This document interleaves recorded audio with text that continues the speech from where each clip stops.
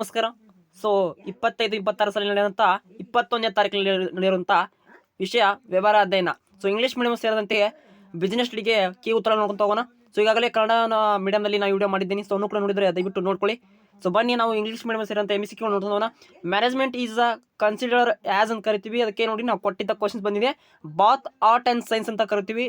Okay, ಎರಡನೇ ಪ್ರಶ್ನೆ, how principle of management of ಪ್ರಾಮಡ್ ಅಂತ ಕರಿತೀವಿ. ಅದಕ್ಕೆ ಬೈ ಎಕ್ಸ್ಪೀರಿಯನ್ಸ್ ಆಫ್ ಮ್ಯಾನೇಜರ್ ಅಂತ ಕರಿತೀವಿ.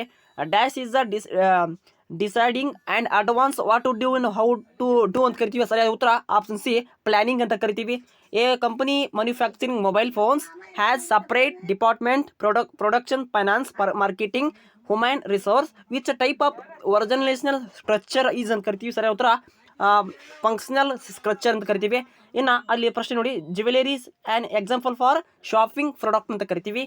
ಇನ್ನು ಫಿಲ್ಲಿಂಗ್ ಇನ್ ದ ಬ್ಯಾಂಕ್ಸ್ ಇರ್ಬೋದು, ಮ್ಯಾಥ್ಸ್ ದ ಫಾಲೋಯಿಂಗ್ ಕ್ವಶನ್ಸ್ ಇರ್ಬೋದು. ಇಷ್ಟು ನಿಮಗೆ ಇಂಪಾರ್ಟೆಂಟ್ ಆಗಿರುತ್ತೆ.